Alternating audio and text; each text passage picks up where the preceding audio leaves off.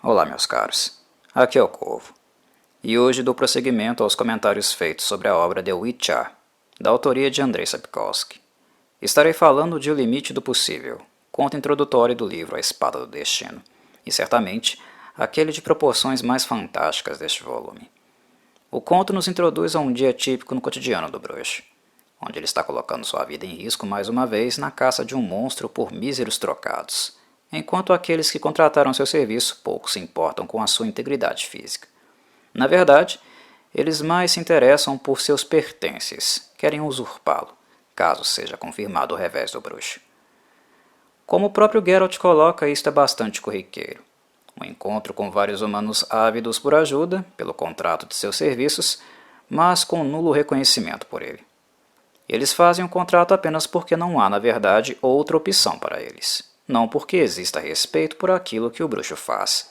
A ausência do respeito se traduz no pagamento paupérrimo, na desconfiança e difamação de sua pessoa, na conspiração avarenta para que ele morra, e assim sejam tomados todos seus pertences.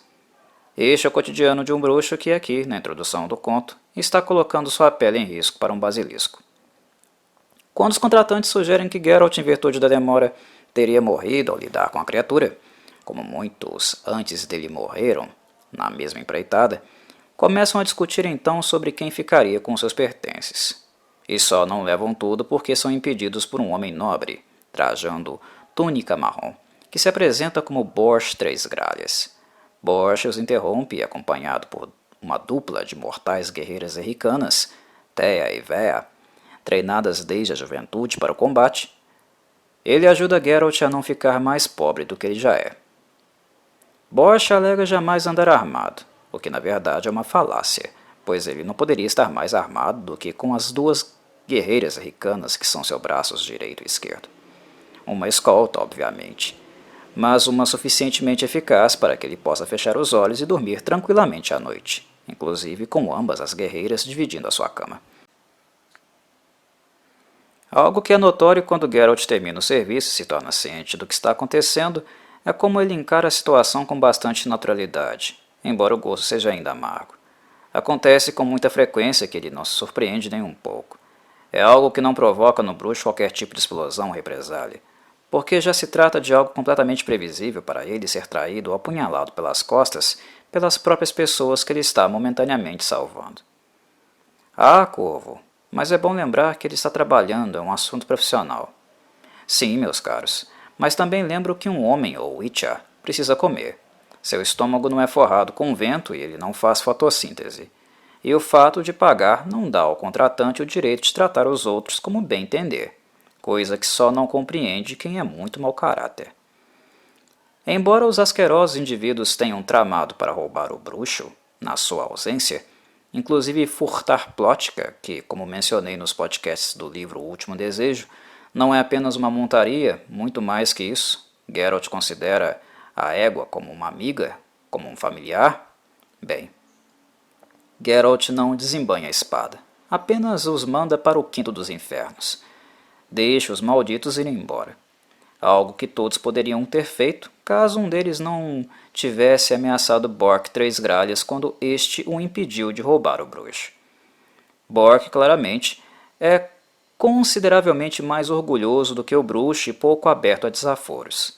E tal atitude custou a cabeça do sujeito, decepada rápida e brutalmente por uma das ricanas. Geralt deixou o sujeito ir embora, mas quando Borch intencionou matá-lo, ele não faz nada para impedir também. Afinal, as consequências e responsabilidades pelos atos eram apenas do sujeito. Geralt não é um assassino, mas isso não faz dele um santo, um monge. E, vivendo o tipo de vida que ele vive, certamente este é um dos pré-requisitos para também se manter vivo para ver o sol nascer mais uma vez. Para quem planta vento, que colha a tempestade quando esta vier. Quanto à atitude de Bork, Geralt faz questão de demonstrar agradecimento, visto que a postura do nobre, de se intrometer nos assuntos alheios de modo a fazer valer a justiça, é algo bastante raro. Definitivamente, Bork não fecha os olhos para o mal ao seu redor. O próprio bruxo, embora interceda por alguém aqui e acolá de modo a seguir com a sua bússola moral, é sabidamente alguém neutro, que raramente faz isso. E o que ganharia alguém como Bork fazendo algo do tipo, se arriscar por um bruxo maltrapilho e socialmente mal visto? Aliás, que nobre podre de rico realmente faz isso por alguém em situação de necessidade? Neste sentido, Bork não é apenas alguém bastante exótico, mas cuja moralidade aparenta estar alinhada ao bom caráter. Algo que Geralt reconhece e agradece, não apenas a ele, mas também às Erricanas. Curiosamente, Bork se interessa pelo bruxo e demonstra interesse em prolongar a conversa, convidando-o para uma taberna que tem um nome pra lá de sugestivo: o Dragão Pensativo. Segundo Bork, o lugar possui a melhor cozinha da região. Mas, cá entre nós, no fundo esta é apenas mais uma exibição, ao vivo e a cores, da boa e velha vaidade de um dragão, que, óbvio, neste momento da narrativa nem nós ou o próprio Geralt poderíamos desconfiar de que a aparência humana se tratava de um disfarce. Aliás, uma constante deste conto de Andrei Sapkowski é justamente não deixar muito transparente as motivações e intencionalidades de Bork. O nobre, que na realidade se trata de um dragão, é alguém até mesmo simplório durante suas colocações e manifestações na forma humana. Ele transmite a sensação de sim, ser algo mais do que ele aparenta ser devido ao seu comportamento pouco convencional para alguém da sua classe social. Mas ele é suficientemente cuidadoso para não fornecer mais informações do que realmente seja necessário. Essas pistas e curiosidades cômicas, inclusive as comportamentais, só tomaremos real ciência delas tardiamente, ao término do conto. Como falei e reafirmo, Bork é um personagem bastante curioso. Sua memória é algo que se destaca, que não é necessariamente uma novidade em uma criatura milenar e senciente como um dragão. Mas ele é alguém dado aos detalhes, como é próprio dos seres inteligentes de sua espécie. O que de fato o torna uma figura bem controversa para a cultura dracônica, ou seja, para o olhar dos dragões sobre eles mesmos, é o fato de Bork ser um dragão muito humanizado. Ele tem profunda simpatia não apenas pelos humanos, mas por muitos elementos da sua cultura também. Isso é algo atípico na maioria dos dragões em cenários de fantasia, seja em Tolkien ou em Dungeons & Dragons. Mas não impossível. Afinal, dragões adoram fazer amor com humanas excepcionais, por exemplo, o que costuma originar alguns híbridos. Mas é algo raro. Bork é bastante diferente nesse sentido.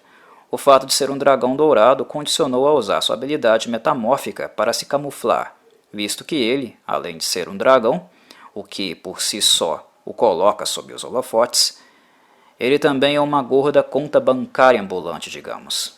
Sua forma original atrairia caçadores e avarentos de todas as partes do mundo, e sendo assim, ele acaba se disfarçando de seres menores para não chamar tanto a atenção.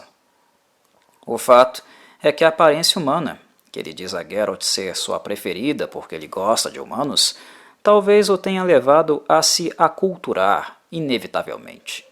E para um dragão, Bork desperta curiosidade muito em virtude disso, porque é algo muito humanizado na sua visão de mundo, no modo como ele compreende e lida com as coisas.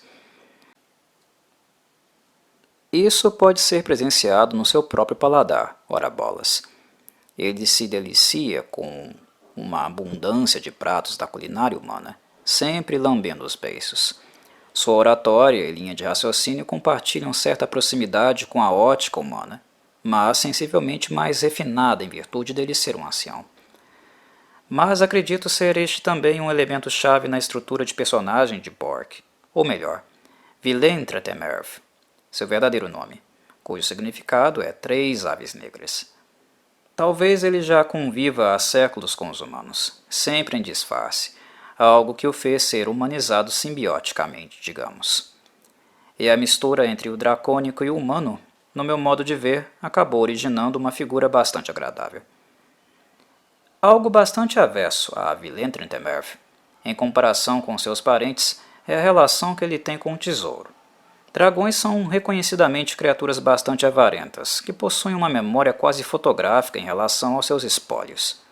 Eles lembram de cada moeda, cada pequeno fragmento de pedra preciosa de sua coleção, e têm um apego desgraçado a tudo.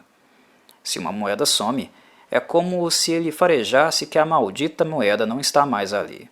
E por raiva e orgulho, seria capaz de ir até os confins do mundo atrás do sacana que o furtou. Vilain Trentemerve, no caso, está longe, bem longe desse tipo de comportamento.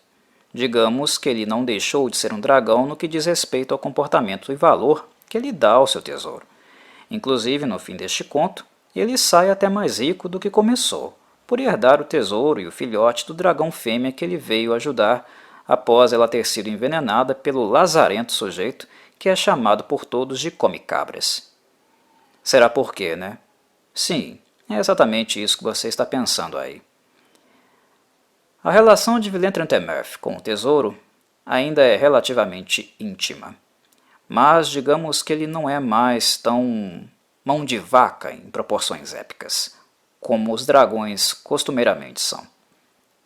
E vemos isso claramente quando ele paga com várias moedas de ouro o taberneiro que serve a ele e Geralt com uma grande diversidade de pratos diferentes, para assim forrar o seu estômago quilométrico. E digo isso sem exagero. É muita comida que ele pede, algo que nos faz questionar prontamente como um ser humano seria capaz de comer tudo aquilo. Véia e Teia, as ricanas, não comem muito. Elas claramente estão preocupadas em evitar ganhar aqueles pneuzinhos, mas Bork se empanturra como se fosse a última refeição que ele estivesse fazendo na terra. A conversa que ele tem com Geralt na taberna é de cunho mais filosófico. Bork explica a Geralt sua concepção de equilíbrio entre o caos e a ordem, onde ele mesmo se vê como um agente da ordem. Para ele, o caos é um elemento agressivo que conduz à violência e a ordem seria aquilo que se apresenta como uma resposta a este ímpeto destrutivo. Como é esperado, conhecendo a postura de hiperneutralidade que Geralt possui, que nós leitores sabemos que é frágil e ligeiramente falaciosa também, mesmo que ele seja teimoso para reconhecer isso, Geralt faz algumas colocações até válidas para Bork, revelando certo maniqueísmo na forma de pensar do nobre. Com uma comparação simples, ele convida Bork a pensar sobre onde todos se encaixariam se houvesse apenas o caos e a ordem, como dois extremos. Para grandes figuras de poder, isso é facilmente identificado, como por exemplo, no tirano e no defensor dos necessitados. Mas e no simples sapateiro, no taberneiro que o servia? Geralt traz alguns pontos válidos para a discussão, e mesmo insistindo na suposta neutralidade, que é um lugar bastante frágil, não deixa de chamar a atenção para as fragilidades também que existem na visão de mundo de Bork. O que acaba sendo interessante é que o diálogo de ambos colabora para expor contradições na postura que ambos escolheram assumir diante da vida, o que no caso de Geralt é apenas mais um personagem, deixando claro para ele que a neutralidade pura não existe, e não é algo capaz de ser mantido por muito tempo, e que em algum momento ele teria que se colocar, quer ele queira, quer não. Mais um entre vários personagens que chamam a atenção de Geralt nesse sentido. Mas os leitores da obra conhecem bem o bruxo. Ele é cabeça dura, e até mesmo burro o suficiente para precisar tomar umas pancadas para assim realmente aprender a lição. Algo que a saga dos livros até trará mais adiante quando colocar Cirila novamente em seu caminho. Pela condução narrativa, é possível reconhecermos que Bork não estava simplesmente trocando palavras sem nenhum objetivo, na simples aleatoriedade. Muito pelo contrário. Por mais que nos fosse desconhecidas suas reais motivações, algo que Andrei Sapkowski faz intencionalmente, como falei previamente, ele sabe muito bem o que está fazendo e com que propósito. Mesmo no início do conto, Bork já estava ali com o intuito de defesa da fêmea que foi envenenada, e como encontrou um Witcher pelo caminho, foi este também um acontecimento oportuno para sondar a bússola moral de Geralt, ver que tipo de sujeito ele era. Quando Bork pergunta a Geralt se ele mataria dragões, caso o preço oferecido pela caçada fosse justo, não estamos falando de uma pergunta qualquer, algo despretensioso. O que Bork deseja é que pareça que é, e tem bastante sucesso com isso, mas o que ele de fato faz é sondar. A resposta de Geralt, digamos, é suficientemente honesta para que Bork tenha uma preocupação a menos, a meu ver. Ele é claro ao afirmar que, dentro da lógica entre caos e ordem exposta por ele, os dragões estariam no caos, mas que isso não era suficiente para ele, Geralt, caçá-los. Geralt chega a notar o curioso interesse de Bork nos dragões, mas também não o suficiente para desconfiar que não se tratava da mera curiosidade de um nobre rico durante uma refeição farta. Bork não deixa de puxar um pouco a sardinha para si, afinal ele é vaidoso, como mencionei. Certamente ciente da sua raridade, ele também investiga a postura do bruxo quanto aos mitos e crenças, perguntando sobre o que ele achava dos dragões dourados. Não é novidade para o leitor o quanto Geralt é pragmático e muitas vezes excessivamente cético. O bruxo simplesmente acredita naquilo que ele vê, e quando há alguma coisa exótica em questão, que em condições ditas normais não aconteceria, se for algo realmente interessante ele costuma pagar para ver, mas nunca de forma conclusiva. Geralt, na maior parte do tempo, tende a assumir um ceticismo clássico, com fenômenos que possam ser considerados mais fantásticos. E no decorrer da saga deu com os burros na água algumas vezes, como quando Eifné demonstra que Ciri não era alguém que podia ser dominada pela água de Brokilon, que ela tinha um papel, atrelado inclusive a ele, a desempenhar. Não estou dizendo que o ceticismo do bruxo não seja assertivo. Muitas vezes, de fato, ele é. O problema é o extremismo, porque, para toda regra, existe aquele elemento desviante, a exceção, o raro, o exótico, a mutação, o recessivo. A regra não é algo totalmente fechado, há espaço para surpresas e imprevisibilidade, embora raro isso seja. Bork comenta isso com um bruxo, quando diz que há um fio de verdade nas lendas, que há algum elemento concreto nelas, embora estas possam ser fantasiadas e modificadas com o passar do tempo. O que de fato procede. A partir desta fala de Bork, Geralt insiste que os elementos subjetivos inerentes às lendas e crenças têm sua base nos sonhos, na esperança, em desejos absurdos que, segundo ele, não podem ultrapassar o limite do possível. Título do conto. Ele ilustra a fala, inclusive com a própria condição dos monstros e dos diferentes.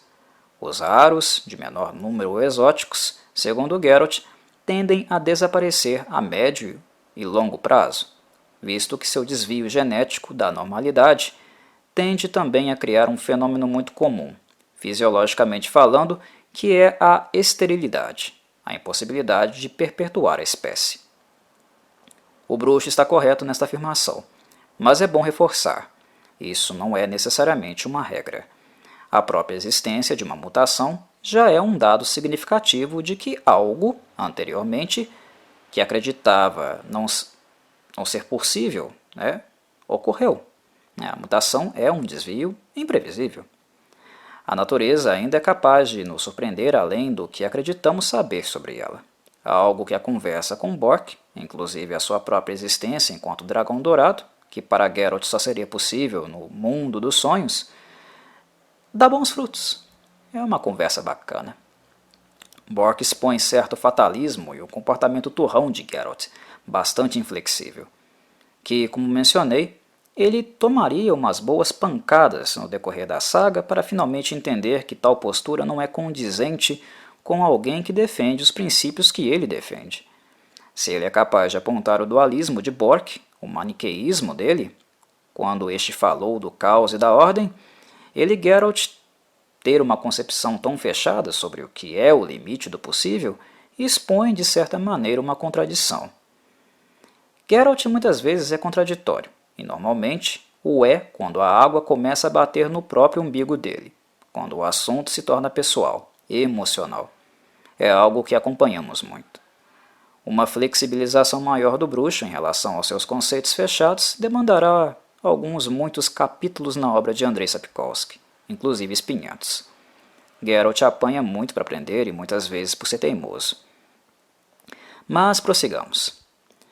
Embora frutífero tenha sido o debate com Bork Três Gralhas, um pequeno contato com Véia não deixa de ser notório também.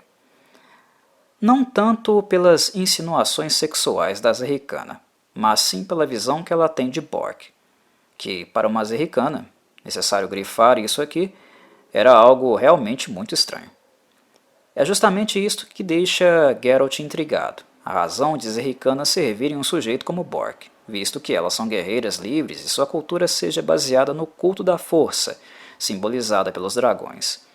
A subserviência não é uma característica comportamental que esperamos de uma Zerricana, e certamente seguir um senhor é algo que apenas se daria, aconteceria pela admiração e reconhecimento de uma grande força, imponência ou liderança. O que aparentemente, levando em consideração apenas as aparências, Geralt ainda não sabia que Bork era um dragão, ele, enquanto nobre, enquanto figura humana, não tinha nada disso. Apenas dinheiro. Véa responde, depois de pensar um pouco, que a razão dela e Theia segui-lo é por ele ser o mais formoso. Obviamente, nós leitores sabemos que o significado dessa resposta tem como imagem o dragão de ouro, a verdadeira forma de Borg, que é Villentretenmerth. Mas, como Geralt não podia sequer suspeitar deste fato, a única explicação lógica para esta resposta foi a dele não conseguir compreender os critérios de beleza femininos das Zerricanas, que, como aqueles usados por todas as outras mulheres que ele conheceu, para ele continuavam também um enigma. Algo cômico, visto que Geralt não é um sujeito bonito. Pelo contrário, ele é feio que dói, tanto em aparência como pela coleção de cicatrizes em seu corpo. Não podemos enxergar em Geralt um padrão de beleza, a imagem do ator Henry Cavill, que o interpretou na série de TV da Netflix. Andrei Sapkowski deixa bastante claro que ele é bem judiado, levando em consideração os critérios estéticos mais comuns, que nos embasamos. E mesmo assim, ele se relaciona com bastante frequência com as feiticeiras, mulheres que carregam um histórico de deformação, mas que devido ao uso e abuso da mandrágora, se tornaram artificialmente as mulheres mais bonitas do mundo de The Witcher. Então é algo cômico ver Geralt aqui avaliando os critérios de beleza das Zerricanas, como se elas estivessem cegas ou algo assim. Sou até um pouco hipócrita, de alguém que não tem se olhado muito no espelho. Geralt podia ter guardado o seu julgamento para si, que não faria a menor falta, mas para fins narrativos foi interessante Andrei Sapkowski ter sido transparente e ter exposto o pensamento do bruxo, porque no final do conto ele quebra a cara bonito e acaba concordando com Véia. Sim, Villentretenmerth é o mais formoso, até mesmo o bruxo babou em suas escamas douradas, o que acaba sendo algo impagável no desfecho do conto. Em The Witcher, algo é regra. Se o conto tem Jaskier, o conto tem treta, porque Jaskier é quase como um imã de tretas. Nada mais trovadoresco do que isso, não? E Jaskier está aqui, em O Limite do Possível. Seguindo o caminho com Bork Três Gralhas e as Zerricanas em direção a Hengfors, Geralt encontra Jaskier no caminho ao ser impedido, como o bardo foi, de prosseguir caminho pela margem direita do rio Brá.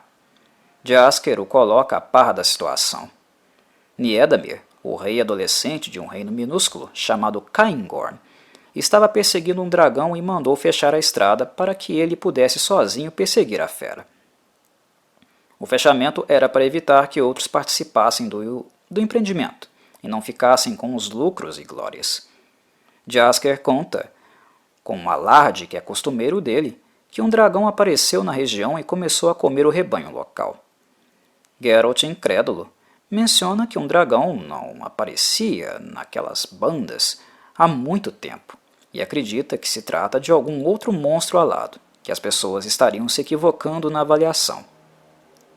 É apenas com a confirmação de pessoas mais importantes que se juntaram a demonstrar o interesse no assunto que Geralt finalmente se convenceu. Mas enfim, Jaskier conta que os nativos bolaram um plano completamente imbecil para capturar o dragão, bolado e organizado por um sujeito chamado Come-Cabras.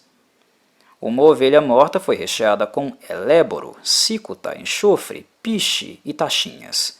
O farmacêutico local adicionou pomada de carbúnculo à mistura, que ainda recebeu uma reza brava de um padre de Creve. Assim, a isca foi posteriormente colocada no meio do rebanho no intuito de envenenar o dragão. O fato de o plano ter dado certo foi uma surpresa até mesmo para alguém fanfarrão como Jaskier. O draconídeo devorou a isca com uma só mordida, e logo após tentou voar, mas caiu no chão quase que imediatamente. A mistureba que colocaram no corpo da cabra realmente surtiu algum efeito.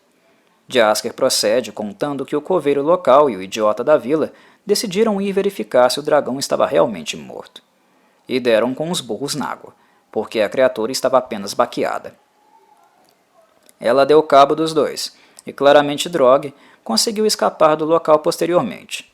Isso gerou um completo alvoroço na região, visto que os habitantes locais imediatamente ficaram interessados no tesouro do dragão. Por seu covil se situar na região, os moradores julgaram que o tesouro da fera pertencia a eles. Aqui, neste ponto da narrativa, Andrei Sapkowski mantém as influências de obras anteriores que associam o dragão a algum tesouro, algo que em sua narrativa habita também o imaginário e crença da população.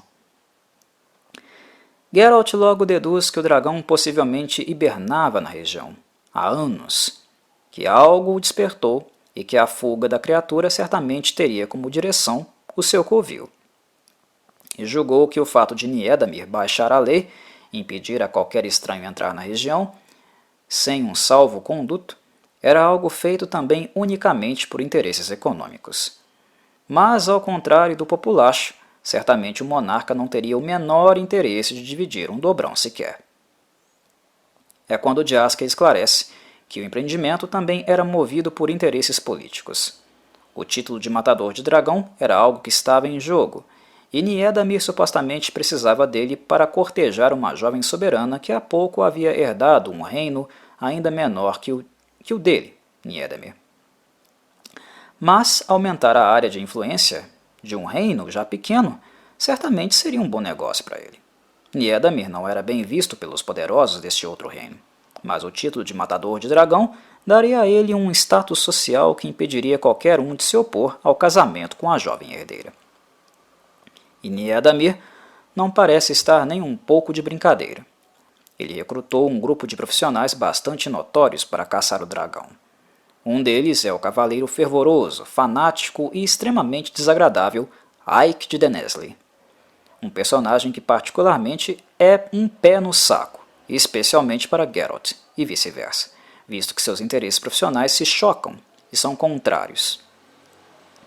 Ike de Dennesley é um cavaleiro renomado, famoso por realmente matar monstros, algo que Geralt não deixa de reconhecer. Para um humano, o que Ike até então foi capaz de realizar é algo notório. No entanto, Ike nunca cobra pelos seus serviços. O faz simplesmente por um discurso de nobreza e limpeza daquilo que para ele é impuro. Um discurso repleto de ideologia religiosa. Ike fala muito do bom livro, de agir em nome do bem superior, este tipo de babaquice fundamentalista. E, aos olhos dele, Geralt e os monstros estão no mesmo saco.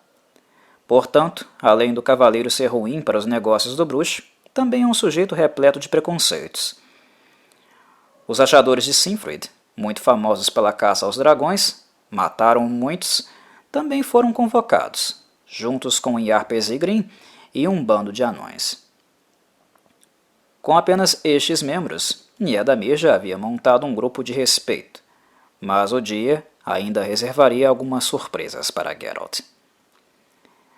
Não muito pouco tempo depois, as Erricanas que haviam buscado um barril de cerveja nas proximidades a pedido de Bork, para animar um pouco a conversa e também se refrescarem do calor, voltaram acompanhadas de um feiticeiro chamado Doregaray.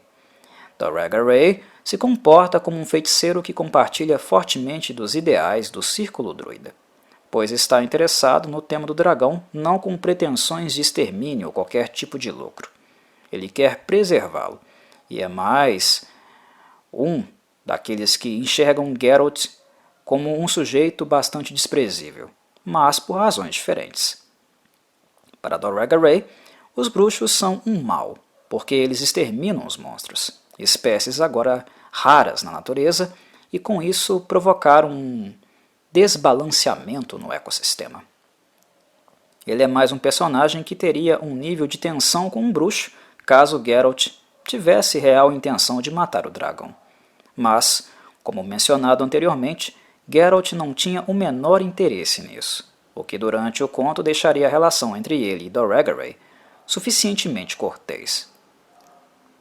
O que de fato atiça o interesse de Geralt no assunto e o faz subornar o sentinela com a ajuda de Bork, conseguindo finalmente entrar no território, foi a surpresa que Doregaray trouxe com ele. O feiticeiro afirma que Yennefer de Wengenberg, em pessoa, fazia parte também do grupo dos caçadores, algo que deixa Geralt claramente impulsivo, abrindo mão praticamente de todo o soldo que ganhou no trabalho prévio de caça ao basilisco. Mas Bork, novamente muito generoso, e reforço, algo completamente atípico para um dragão, ajuda o bruxo a cobrir os custos do suborno do sentinela, que os impedia de passar sem um salvo-conduto. Com o suborno, todos conseguem passar, e mais tarde se juntam ao redor de uma fogueira com os anões e os rachadores, que falavam eloquentemente. O tema da conversa, como era de se esperar, era o temperamento de Yennefer, a feiticeira megera. Clássica Yennefer. Os achadores e os anões temiam fortemente que, devido à proximidade da feiticeira com o jovem monarca, e obviamente das táticas que ela normalmente utiliza para conseguir o que quer, ela poderia prejudicá-los num prévio acordo que eles tinham feito com o rei. Eles haviam proposto que quem derrotasse o dragão teria direito em ficar com metade do tesouro. Niedamir ficaria com um quarto e os demais dividiriam o resto entre si. A presença de Yennefer, seu poder, aparência, proximidade e privilégios enquanto feiticeira, levanta não apenas suspeitas, mas também se constitui enquanto uma ameaça real para os interesses financeiros do bando de caçadores. Algo que não melhora muito quando Geralt, seu famoso lobo branco, dá as caras, e ainda acompanhado de mais um maldito feiticeiro. E é aí que o momento tão aguardado acontece. Yennefer entra em cena, e o reencontro entre ela e Geralt acontece, cheio de ressentimentos da parte dela, obviamente.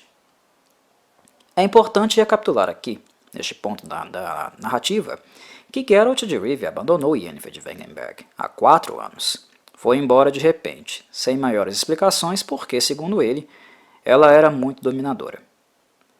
Temos acesso a esta parte da história quando recordamos da conversa que Geralt teve com Meinenec, no Templo de Melitele, no livro O Último Desejo.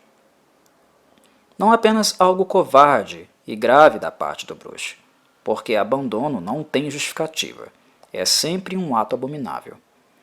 Mas aqui eu grifo e chamo atenção para um agravante: o histórico pessoal de Yennefer, que envolve experiência prévia e muito sensível com o abandono e a rejeição. É sabido que em The Witcher, na estrutura construída por Andrzej Sapkowski, o que sustenta política e financeiramente a instituição da magia, o capítulo, é principalmente a classe burguesa. Feiticeiras, quase em sua maioria, são jovens que foram abandonadas e deserdadas por suas famílias em virtude de terem nascido com deformações físicas, o que impossibilitava a elas conseguir bons matrimônios e aumentar a influência de suas famílias. Essas famílias literalmente pagam para o capítulo para que fiquem com suas filhas, que assim se tornam feiticeiras e, ao mesmo tempo, rompem totalmente o contato e inclusive perdem todos os direitos de herança. Isso é um assunto extremamente delicado para Yennefer, a questão do abandono e rejeição. Suas relações desde a infância são baseadas em muito preconceito, bullying e desmerecimento de sua pessoa. E estamos falando de alguém que cresceu dentro do capítulo motivada a ser melhor em literalmente tudo, não ser regida ou governada por ninguém justamente por ter um sintoma, algo mal resolvido, em virtude destes traumas. É esta a pessoa que Geralt abandona. E mesmo que Yennefer seja extremamente geniosa e uma mulher muito difícil de conviver, o bruxo deveria saber que estar num relacionamento implica também flexibilizar, abdicar de algumas coisas para que outras possam ser possíveis, Envolve transformação, doação em nome de um projeto conjunto. Em outras palavras, um relacionamento não se mantém caso um sujeito queira ter uma vida de casal com as responsabilidades da vida de solteiro. E simplesmente sumir, desaparecer sem dialogar de forma mais madura com Yennefer sobre as questões relativas aos dois, o que é algo bastante irônico, visto a idade dos dois, algo que só reforça que idade não é sinônimo de maturidade, só poderia ter resultado em algo desastroso. A ferida seria e foi bastante dolorida. Certamente não fecharia com facilidade. Yennefer está uma fera e com razão. Por mais que cogitemos as falhas de Yennefer, e certamente ela não é nenhuma santa, nada, definitivamente nada justifica um abandono. Uma das várias canalices de Geralt de Rivia. Como era de se esperar, Yennefer é surpreendida pela presença de Geralt ao redor da fogueira, e não gosta nada do fato. Mantém a cordialidade e a impessoalidade durante a conversa com todos, mas conhecemos Yennefer. Ela é transparente que mesmo com uma cara de paisagem, nós podemos sentir as chamas do inferno borbulhando dentro dela. Ela é uma das personagens mais passionais de Andrei Sapkowski e que não consegue esconder seus sentimentos por muito tempo de nós, os leitores. Quando ela surge no meio do grupo, o faz com um ar bastante intimidador. Como era de se esperar e pela própria forma de agir, sempre com um ar de superioridade, arrogância e empáfia que são típicos dela, ela sabia muito bem que os achadores e anões estavam confabulando contra ela. E ela não se une a eles necessariamente para fazer as pazes. Isso não é o modo Yennefer de proceder. Yennefer é benquista por poucos, e na presença de personagens de pouca educação, vulgares como os anões e os achadores, certamente haveriam tentativas de ridicularizá-la. Houveram, e a resposta de Yennefer não poderia ser mais previsível. Liberou uma aura mágica e ameaçou desintegrar cada alma viva que estava de palhaçada, principalmente o anão Yarpesigrim. O objetivo da visita de Yennefer foi de ordem prática, apenas para comunicar aos achadores que as condições que eles apresentaram a Niédamir foram aceitas. Mas, após isso, não deixou de ironizá-los, dizendo que na hora do vamos ver, quando eles estivessem sendo esmagados pelo dragão, eles viriam pianinho pedir a ajuda dela, como sempre. E é assim que ela se retira e logo em seguida ela também é acompanhada por Geralt, que a segue, mesmo sem ela tê-lo convidado. Mas Yennefer estava ciente de que ele de fato a seguiria, embora ela demonstre uma certa surpresa no caminho quando ele finalmente tem coragem de chamar por ela. Yennefer tenta transmitir a imagem de que ela não se importa ou sente qualquer coisa, algo que não demoraria muito para cair por terra. Afinal, em chamas ela estava por dentro, e dificilmente ela consegue se conter. Neste reencontro com Geralt, Andrei Sapkowski faz uso do bruxo para ressaltar novamente as características da feiticeira. O olhar do bruxo serve para reforçar o uso do preto e branco em seus trajes, algo sempre constante. E claro, a estrela de obsidiana cravejada de diamantes sempre presente em seu pescoço. Andrei Sapkowski faz isso com muita frequência com alguns personagens, e Yennefer é apenas uma delas, porque tais características são marcas registradas deles, fazem parte do seu constructo, e o autor quer que seja dado a elas um peso, atenção, e que as tenhamos sempre em mente, na imagem mental que criamos das mesmas. Yennefer é bastante direta neste primeiro contato com Geralt. Questiona o fato dele estar ali, junto com o grupo. Sobre qual motivo ele estaria embasado para estar ali, visto que ela não acreditava que a motivação dele seria o dragão em si.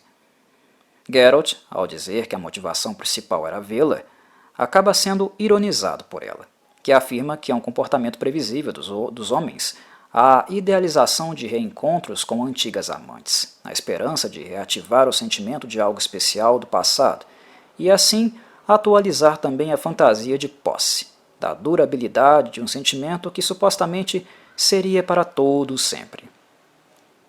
Yennefer está profundamente magoada, e demonstra o desejo claro de ficar longe o mais rápido possível de Geralt. Como uma última medida para evitar que ela se retire, Geralt chama Yennefer pelo apelido carinhoso, Yen, visto que ele era o único a chamá-la assim. Entre os feiticeiros, ela é normalmente chamada de Yenna. Tal gesto foi o suficiente para Yennefer explodir de vez e abandonar toda a compostura. Ela o questiona se ele acreditava mesmo que haveria qualquer tipo de conversa agradável neste reencontro, se ele acreditava mesmo que os dois acabariam indo dormir juntos em alguma carroça do acampamento. E não para por aí. Furiosa, Yennefer diz que os 4 anos longe de Geralt serviram para apenas uma coisa: torná-la livre de qualquer vínculo com ele, motivo que não a fez cuspir em sua cara ao revê-lo.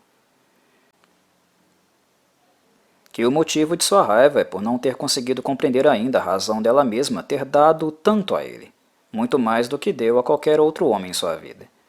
Revela que até tinha planos de reencontrá-lo, mas unicamente para se vingar, e que já havia deixado tais planos de lado, que perdera toda e qualquer motivação relativa a ele. No entanto, Yennefer diz com todas as letras que não o perdoou e que ele não precisava nem cogitar tal ideia, porque ela jamais o perdoaria por aquilo que ele fez a ela. De forma complementar, ela estabelece um limite a Geralt. Enquanto ele estivesse por perto, que ele mantivesse uma postura estritamente profissional, ligada ao assunto do dragão. Que a tratasse apenas enquanto uma velha conhecida e com impessoalidade, ou ela não responderia por seus atos. E assim, Yennefer se retira.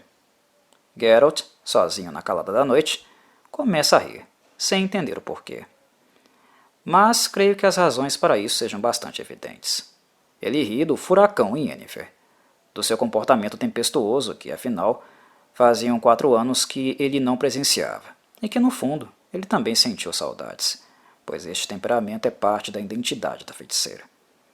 Aparentemente, Geralt precisou fugir para tarde demais descobrir o quanto esta característica da feiticeira também era querida por ele. No dia seguinte, para variar, mais encontros desagradáveis. Desta vez, Gilestian, o chanceler do rei Niédamir, procurou Geralt em virtude da sua fama, digamos. O chanceler estava um pouco desconfiado, como todos os outros, dos motivos que levaram o Lobo Branco a se aproximar da companhia. Neste ponto da história, Geralt já é conhecido no continente por ser um bruxo que não aceita qualquer tipo de contrato, que não se trata de um assassino de aluguel e não elimina monstros sem uma razão plausível. E foi em virtude disso que o chanceler o foi inquirir sobre suas reais motivações, visto que ele teme que Geralt possa intervir a favor do dragão e contra Niédamir. Gilestian relembra o passado, quando, segundo ele, os bruxos, entre aspas, não fediam a dinheiro e matavam tudo o que vinham pelo caminho. Dado ao fato do chanceler ser um sujeito arrogante sem muitas papas na língua, Geralt é bastante objetivo, visto que não tinha o menor interesse de estender a conversa com o sujeito, esclarecendo que, quanto ao seu temor, ele não precisava se preocupar. Pouco tempo depois, já em viagem para chegar ao local onde reside o dragão-alvo, Yennefer e Doregaray têm uma pequena discussão bastante interessante. O tema da conversa é sobre o dragão ser o inimigo natural do homem, algo que Geralt e Doregaray discordam, por motivos diferentes. Yennefer defende que sim, o dragão é. Para ela, os humanos necessitam de cidades para perpetuar a espécie, onde as mulheres têm realmente segurança para procriar e dar continuidade às linhagens. Os dragões, por sua vez, são as criaturas capazes de destruírem as muralhas e trazer um perigo real para as cidades. Doregaray, neste ponto, vira Yennefer do avesso, destrói sua lógica simplista. Ele relembra Yennefer, amargamente, que a principal ameaça das mulheres e seus filhos não eram os dragões, mas sim os piolhos. Em outras palavras, a pobreza. Que a cada 10 filhos, poucos deles sobreviviam suficientemente para chegar à fase adulta. E assim, o feiticeiro sequer espera qualquer réplica da feiticeira e se afasta. Devido aos últimos acontecimentos, Geralt e Yennefer se portam de maneira arisca e sem reservas. O bruxo não sai em sua defesa, Pelo contrário, lembra que a única motivação dos humanos com os dragões é a financeira, que não existe nenhum discurso filosófico altruísta e fidedigno por trás de suas ações, que o papo de matarem um inimigo natural para se protegerem não passava de uma falácia. Ácido, o bruxo ainda lembra que Yennefer é, inclusive, membro de uma ordem de joalheiros notória, obviamente bastante interessada nos espólios do dragão. A chegada numa ponte, junto a um desfiladeiro, é um momento clímax neste conto. A partir deste ponto, os acontecimentos mais alucinantes e tensos da narrativa aconteceriam. Havia ali um dilema claro. As carroças de Niédamir possuíam muito peso, estavam repletas de metais pesados, algo que levava os mais atentos a deduzir que a ponte poderia não resistir durante a travessia, e que seria mais indicado, para não haver riscos, tomar um segundo caminho, mais longo, no entanto mais seguro. Mas, como em muitos desastres que acompanhamos na história da humanidade, alguns desejos e vaidades de políticos foram motivo para grandes calamidades. Para ilustrar, eu posso lembrar vocês, caros ouvintes, de duas tragédias reais. A primeira é a famosa tragédia do Titanic, que a todo vapor se esborrachou num iceberg e foi parar no fundo do oceano, levando a óbito a esmagadora maioria da tripulação, que morreu de hipotermia nas águas geladas. E o segundo desastre que posso citar é do dirigível britânico R-101, em 1930, que naquele ponto era o maior dirigível do mundo e que caiu ardendo em chamas na França, no mesmo ano de sua inauguração. A pressa e a empáfia de políticos foi o principal fator responsável pela morte dessas tripulações, e aqui em The Witcher, a tragédia que aguardava na ponte tem este elemento em comum: a pressa do monarca adolescente para ver e matar o maldito dragão. Embora nós veríamos, mais adiante, iríamos descobrir, no fim do conto, que grande parte da responsabilidade é na verdade do chanceler, que manipulava e ditava as regras para o rei, que finalmente cortou suas asas no desfecho do conto, passando a agir por conta própria. Mesmo com todo o cuidado do mundo, quando a companhia alcançou um trecho estreito do caminho rochoso, claramente inadequado para aquele tipo de carga, eles se depararam com um deslizamento de rocha. Grande parte da companhia é vitimada neste acontecimento, ficando esmagada no fundo do desfiladeiro.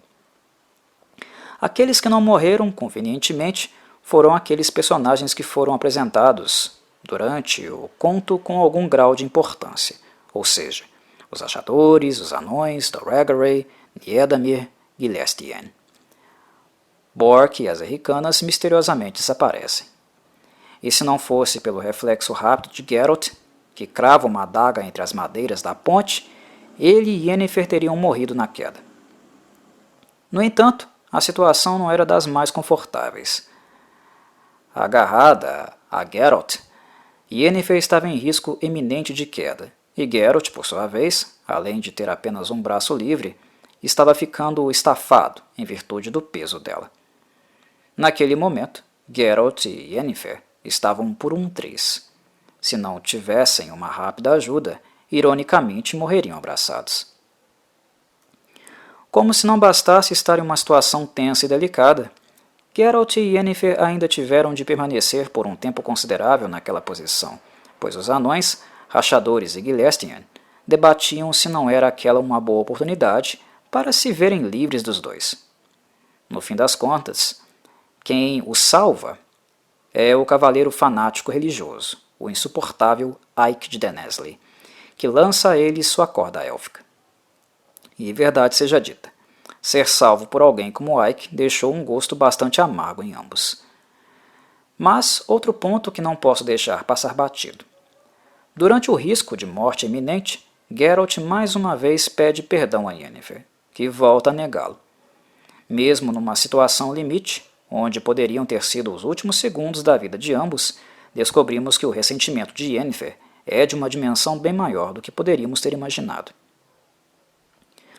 Como os contos de Andrei Sapkowski não propiciam muito tempo para respirar, recobrar o fôlego, quando Geralt e Yennefer já se encontram salvos, o tempo volta a fechar. e tudo graças a Ike de Dennesley. O cavaleiro fundamentalista passa a tentar convencer o rei Niédamir que a queda das rochas no desfiladeiro se deu em virtude da ira dos deuses, pelo fato da companhia dele estar repleta de seres impuros. Que ele, Ike, estava indo caçar um símbolo do mal e de tudo que é impuro, o dragão. Mas que, ao mesmo tempo, Niédamir levava consigo anões saídos do submundo, sujeitos que utilizam métodos indignos como a feitiçaria e ainda um mutante, uma abominação da natureza, claramente se referindo a Geralt. O discurso de Ike de Dennesley é acentuadamente racista, repleto de um higienismo baseado em distorções do tal livro sagrado.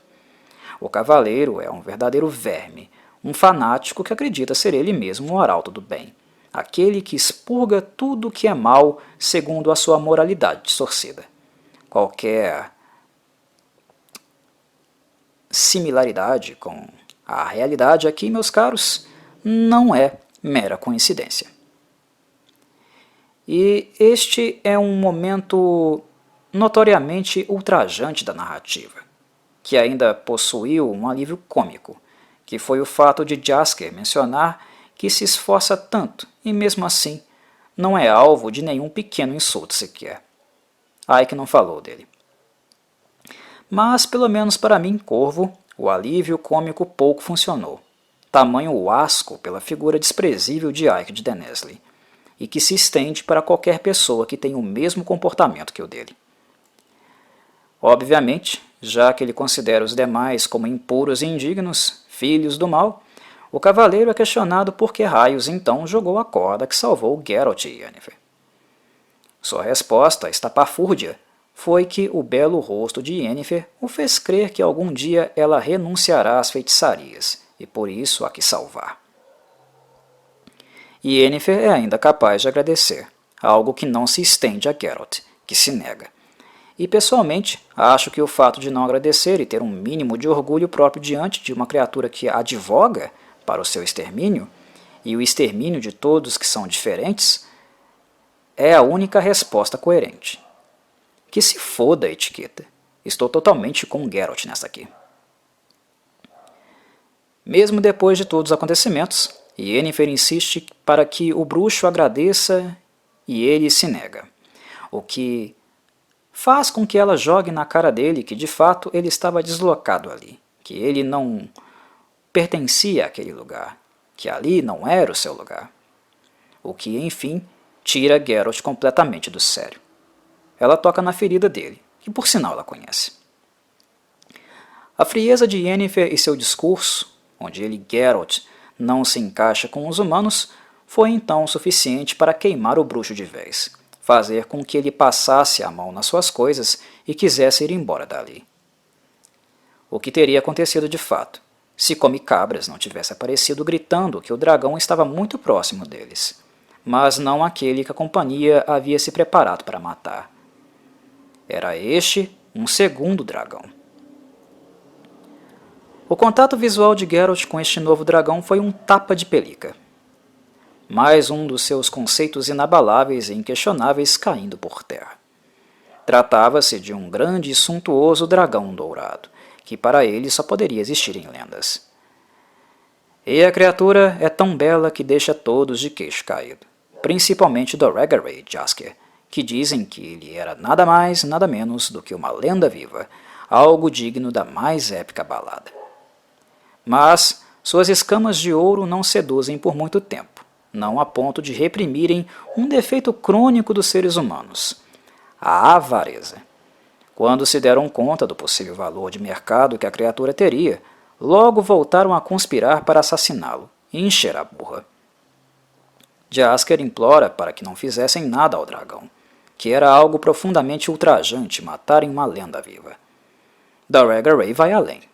Ele ameaça a todos que se ousassem tocar em uma escama do dragão, ele iria destruí-los com prazer. Dorigery é claro e objetivo ao dizer que aquele dragão era talvez o último exemplar de sua espécie. No entanto, o feiticeiro é surpreendido pelos rachadores e imobilizado, tudo com o consentimento de Gilestienne, o chanceler. Ele é incapaz de cumprir o que prometeu pelo fato dos anões e rachadores terem se aproximado muito, e a velocidade das suas lâminas serem maiores do que dos gestos necessários para conjurar os encantamentos. Interrompendo toda esta discussão, o dragão finalmente se manifesta e telepaticamente se apresenta como Villain-Trentemerve. Sua voz, ouvida telepaticamente, transmite uma sensação de ser emitida por uma tuba de bronze, algo que ressalta o caráter metálico de sua constituição. Villain-Trentemerve é bastante direto. Revela que não foi acidente nem castigo dos deuses o que jogou a companhia no fundo do abismo, mas sim ele mesmo, responsável por aquele prévio deslizamento de rochas. Em seguida, o dragão dourado dá duas opções a todos: tomarem seu rumo logo, irem embora dali, ou então, aqueles que desejassem continuar seu caminho para matar o outro dragão, uma fêmea, como mais tarde descobriríamos, poderiam fazê-lo, mas não sem antes ter um combate limpo com ele, de forma tradicional, com o uso de armas brancas apenas, sem magia, baforadas ou voo. Combate mano a mano, um contra um, no solo. Mesmo sem poder usar a baforada ou voo, o dragão ainda representava uma notória ameaça, o que faz com que o grupo comece a conspirar para atacá-lo conjuntamente. Algo que o pomposo Ike de Denezli rechaça, como esperado, e seguindo seu código de cavaleiro, uma para um combate nos moldes propostos por Villain-Trentemerve. Ike não dura muito. O dragão finta seus ataques felinamente, crava as garras no cavalo, fazendo o animal coicear, e expor o corpo de Ike, que em seguida recebe um golpe violento, arrebentando sua armadura, quebrando suas pernas e causando danos na coluna vertebral.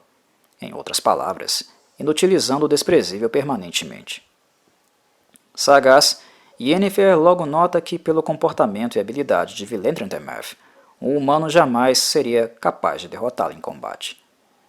Passa então a sorrateiramente sugerir isso a Geralt, com o intuito de que ele tome o lugar de Ike e seja o próximo combatente, algo que ele prontamente se nega. Yennefer o provoca, questionando se sua decisão era ética ou não passava simplesmente de puro medo. O bruxo confirma que se tratava de ambas as coisas, com bastante naturalidade. Percebendo a segurança do bruxo com a decisão que ele escolheu, Yennefer passa então a apelar para o lado emocional, já que não conseguiu convencê-lo atacando sua masculinidade e competência profissionais. Yennefer relembra Geralt do sonho que ela tem de ser mãe, e que via no dragão a única possibilidade efetiva de realizá-lo, de uma vez por todas, realizar este sonho. Agora, de maneira mais delicada, Yennefer diz a Geralt que deseja que ele derrote o dragão e que o dê inteiro a ela, porque só uma criatura como ele seria capaz de cobrir os custos para torná-la fértil novamente, através de uma pessoa que ela dizia conhecer, mas que cobraria absurdamente caro para isso. Como último recurso, ela diz que o perdoaria por tudo se ele realizar este seu desejo. Geralt afirma que, depois de tudo, depois da ponte, ele não fazia mais questão do seu perdão, e no lugar de uma bofetada ou um ataque, que era o que de fato ele esperava, Yennefer apenas se cala e se retira. O que em seguida faz com que ele se arrependa, no fundo, por ter dito isso. Ele se dá conta do resultado da sua fala. E naquele ponto da história parecia ser este o último prego no caixão da relação amorosa entre ambos. Mas, como leitores, sabemos que muitos altos e baixos ainda viriam a acontecer entre eles na longa saga de Andrei Sapkowski. Se Geralt não queria, ainda tinha mais gente querendo. Os anões rachadores e Gilestian, por exemplo. Falo de Villain-Trentemerve, não de Yennefer, obviamente. Mas os rachadores deixam claro agora que não seriam mais paus mandados, que este tempo passou. Acusam Gilestian de usar Ike para lutar suas batalhas, e de Niedamir também fazer o mesmo. e de nada desejarem os dois, além de fugir com os espólios conquistados com o suor e sangue dos outros. Sendo assim, eles renunciam ao acordo previamente estabelecido. Tanto os rachadores e os anões, comandados por Iarpes Igrin, estavam dispostos a batalhar, mas agora era tudo ou nada.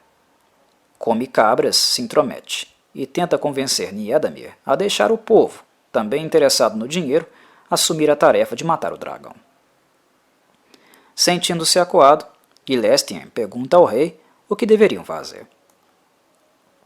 É neste ponto que o rei adolescente Niédamir finalmente fala alguma coisa no conto. Se coloca de forma mais pungente. Ele surpreende na resposta, agradecendo sarcasticamente seu chanceler por finalmente perguntar a ele o que ele pensa sobre qualquer coisa que seja, ao invés de pensar e tomar decisões por ele. E deixa claro que, a partir daquele momento, ele estava assumindo as rédeas de suas decisões, e que era melhor o chanceler calar a porra da boca, ficar pianinho. Niédamir conclui que, embora ele tenha perdido considerável tempo nesta perseguição caricata ao dragão, ele aprendeu muito com a experiência. Assim, ele anuncia a desistência da missão, reúne seus homens, Ike quebrado, e se retira da cena, sugerindo que os demais fizessem o mesmo. Gilestien ainda tenta convencê-lo a mudar de ideia, em nome da mão da princesa e da expansão de seu reino. O que o rei deixa claro que matar o dragão não seria necessário para isso, que ele tinha pelo menos o dobro de soldados em comparação com o reino dela, e que faria tudo no modo antigo: ameaça, tortura e coerção, caso o povo se recusasse a aceitá-lo como seu regente. E não deixa de acrescentar que depois da princesa dar a ele um herdeiro, ele a mataria usando a receita de Come Cabras, aquela que ele usou para envenenar o dragão. Acabou? Que nada. Doregaray volta a entrar em conflito com os rachadores, Iarpes Igrin e também agora Yennefer, que ainda estavam interessados em matar o dragão. E desta vez, o pau come. Com Doregaray em clara desvantagem, Geralt tenta interceder por ele. E Jaskier também ajuda, embora ele nunca tenha muito o que fazer neste tipo de situação. Os três acabam rendidos, muito em virtude da ajuda que Yennefer deu aos rachadores e Yarpen, e assim são amarrados. Logo em seguida, Yennefer ameaça destruir os rachadores e os anões, com o interesse de ficar ela sozinha com todos os ganhos, interesse que ela já havia demonstrado anteriormente. E Iarpes Igrin, experiente, tenta negociar com Yennefer até aparecer a oportunidade que ele precisava, para acertá-la na cabeça com uma bola de aço, e assim também aprisionar a feiticeira com os outros. Eles rasgam a blusa de Yennefer, deixando seus seios expostos. Um deles, Borholt, especificamente, diz que eles iriam se divertir com ela mais tarde. Geralt o ameaça, dizendo que o acharia depois, onde quer que ele estivesse. Borholt deixa bem claro que ele não correria tal risco, e que mataria Geralt mais tarde, que ele podia ter certeza disso. Yennefer xinga Geralt, mandando-o parar de olhar para seus seios. O que ele obedece, mas Jaskier não. E ainda zomba de Yennefer, dizendo que ela devia ter usado mais de um barril de mandrágora para ter seios tão rejuvenescidos daquela maneira. A feiticeira fica uma arara e o chama de filho da puta, cuspindo no bardo quando em seguida ele tenta indagar a sua idade, se era 200 ou 150 anos. Geralt perde a linha e, num gesto clássico e recorrente, manda-o se calar. Jaskier retruca e diz não ter a menor intenção de parar de olhar para os belos seios da morena de Wengenberg, visto que era por causa dela que eles estavam amarrados, com o risco de ter a garganta cortada, enquanto ela, por sua vez, seria apenas, entre aspas, violada mais tarde. Algo devidamente machista da parte de Jaskier, diga-se de passagem, nojento. Como se ser estuprada fosse violência menor. Mas, honestamente, tendo feito o que fez, fica difícil defender Yennefer neste ponto. O que é necessário fazer é repudiar o estupro, não apenas com Yennefer, mas com qualquer mulher. O estupro é algo indefensável e que precisa ser abominado em qualquer circunstância, seja com quem for. E eu faço isso por uma questão ética, não para amenizar as ações ruins de alguém, mas por ser contra o estupro em qualquer situação. Não se justifica um ato bárbaro com outro. Não se paga um ato bárbaro com outro, seja com quem for. E Yennefer ferrou com eles, mas nada justifica um estupro, e muito menos uma piada com isso. Pelo menos esta é a minha postura. Com todos em custódia, o grupo então se prepara para encarar, todos de uma vez, Villain Temerve, quebrando assim o trato de combate digno que o dragão havia proposto. Isso o livra também de seguir o que ele havia prometido, certo? O dragão surpreende o grupo, atacando por trás, fazendo-o sorrateiramente, por trás do rochedo, enquanto eles estavam envolvidos previamente naquela confusão entre si. Este definitivamente é um dos contos ou capítulos de The Witcher com mais quebra-pau entre os membros do mesmo grupo, convenhamos. Veremos ainda muitos conflitos entre facções rivais, mas gente que supostamente deveria trabalhar junto, quebrando o pau assim, é algo a se destacar neste conto. E isso significou sua ruína em vários momentos da narrativa, como era de se esperar. Villain Temerve o surpreende de um jeito até mesmo fanfarrão, dizendo que não podia mais esperar. Nem um dragão milenar aguentou tamanha ladainha. E assim ele dá uma verdadeira surra em todos. Uma coça para lembrarem para o resto de suas miseráveis vidas. Após isso, ele poupa os achadores e os anões, dizendo para se ajudarem e se retirarem. E tem um breve papo com eles, inclusive revelando a Geralt o significado de seu nome, que significa 3 aves negras.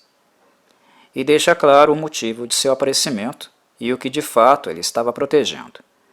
Um dragãozinho bebê, que entra em cena e procura justamente os seios de Yennefer, para se aninhar, deixando Jaskier com inveja. Villain Temerve não estava protegendo um tesouro, mas teria atendido ao chamado da mãe dragão, para que pudesse proteger seu bebê, visto que ela estava debilitada pelo veneno e temeu não apenas por sua morte, mas também do seu filhote. A tretaiada que ocorreu entre todos deu a ela tempo suficiente para fugir, deixando assim o tesouro e o bebê sob os cuidados de Villain Temerve.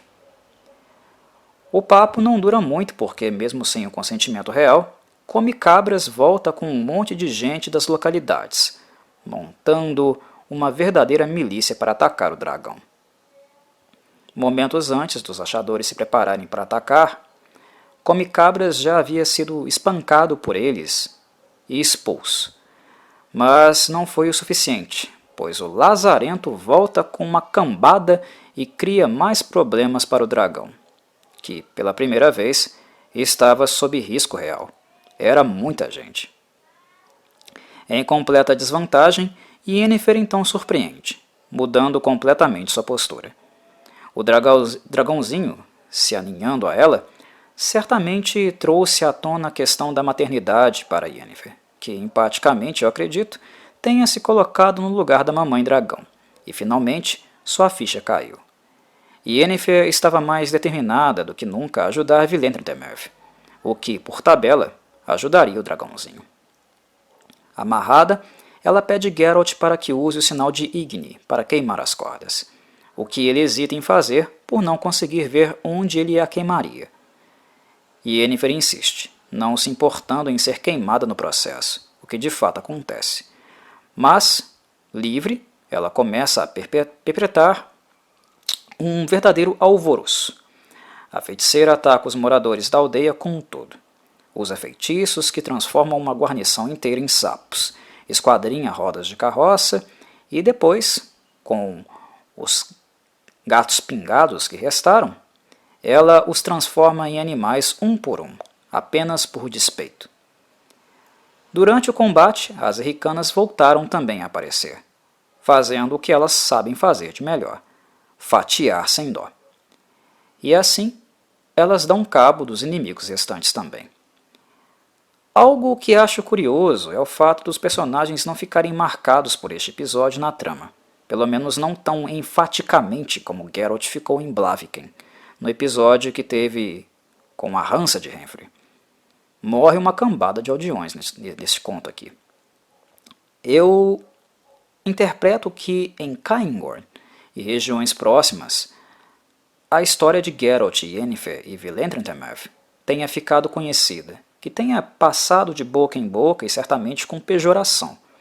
Mas é algo que Andrei Sapkowski não explorou na obra, até porque os personagens não voltariam a ter nenhum a fazer nesta região em específico do continente.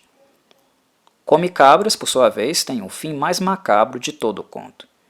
O Patife é tratado de forma bastante especial por Villentretenmerth. Depois de cuidar dos aldeões restantes, Véia se preparava para atacar Yennefer, mas é interrompida pelo Dragão Dourado. Ele demonstra gratidão porque ela interveio na hora em que ele mais necessitou.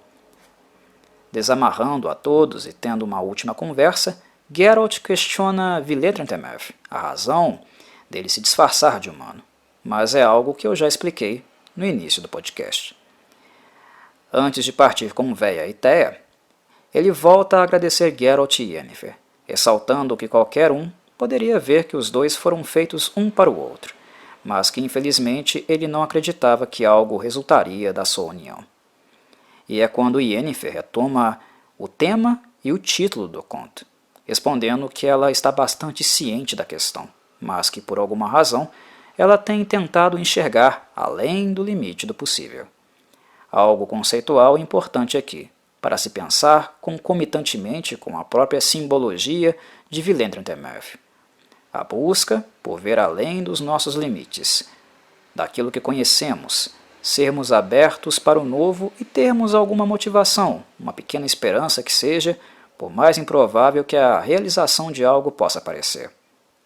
Não que isso se resuma a uma busca cega e alienada, mas que seja uma condição de nos manter na caminhada, prosseguindo e abertos para o imprevisível, para a novidade. Yennefer menciona que tenta enxergar para além do limite do possível em um momento particularmente sensível para ela, pois foi no momento em que Villentretenmerth também reforça que ele não poderia curá-la de sua infertilidade. Certamente, as palavras de Yennefer não foram ao vento. O dragão promete amizade eterna a Geralt, e então se prepara para partir em direção ao pôr do sol, junto com as belas guerreiras erricanas, mas não antes de Geralt se dirigir à véia uma última vez e dizer que agora ele realmente compreendia o que ela quis dizer. Sim, Villentretenmerth é realmente o mais formoso. E assim termina este longo conto e o meu resumo dotado de algumas considerações que considerei muito importantes. Até breve, meus caros. Um abraço do Corvo.